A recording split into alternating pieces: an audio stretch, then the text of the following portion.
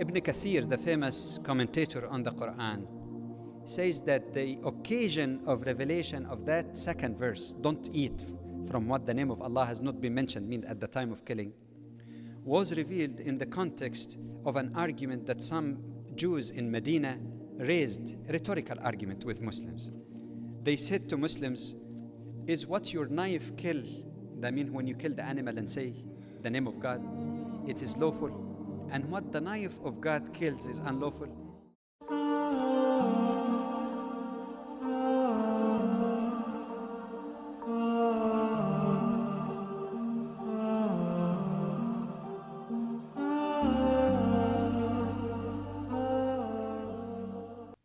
This is one of the questions in the card. With reference to food, does halal include McDonald's hamburgers or Burger King, Kentucky Fried Chicken, etc.? The Quran says the food of the people of the book is permitted unto you, and your food is permitted unto them. But there is another verse in the Quran also that says, don't eat from what the name of Allah has not been mentioned on it, and it is an abomination. And some people take the first verse as the basic guiding line in their interpretation, some scholars, others take the second. But let me add a humble little observation that resolves that difference of opinion and to show where it came from. The reason of revelation, and I like the point made earlier, you have to put things in their proper context. You don't take something out of context and make interpretation for it. Ibn Kathir, the famous commentator on the Quran, says that the occasion of revelation of that second verse, don't eat from what the name of Allah has not been mentioned, mean at the time of killing, was revealed in the context of an argument that some Jews in Medina raised, a rhetorical argument with Muslims. They said to Muslims, is what your knife kill, that means when you kill the animal and say the name of God, it is lawful, and what the knife of God kills is unlawful? By the knife of God, they meant the animal that dies by itself, the animal that caused to die because of God's will, but without any slaughtering. So the ayah or that verse was revealed to respond to them. It says, don't eat from what the name of Allah has not been mentioned on it. In that context, according to Ibn Kathir, it is in reference to the animal that dies by itself. Because normally when a Muslim kills an animal, you have to say the name of God. And if you continue the remaining part of the verse, it explains it.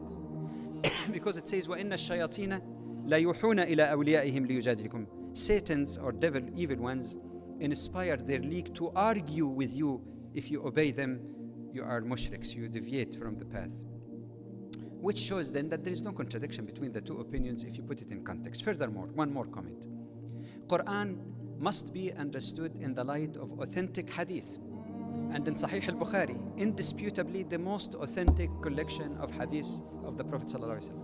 There is a hadith narrated by Aisha radiallahu anha, in which she said that some people came to the Prophet.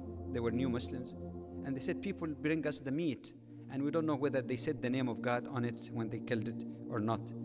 What was the Prophet's answer? He didn't say, no, this is haram, don't eat it. He said, Sammu wa kulu. You say Bismillah and eat.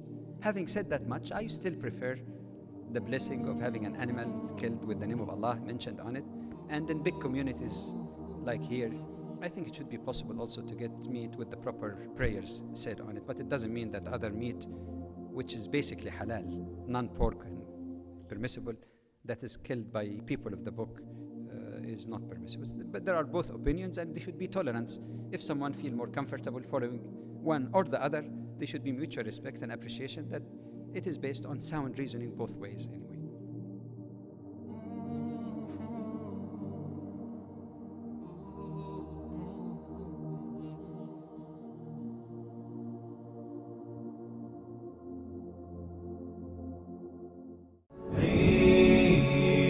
نرفع الرايات سوف يعلمون أن نحن المسلمون قادمون حين نرفع الرايات سوف يعلمون أن نحن المسلمون قادمون.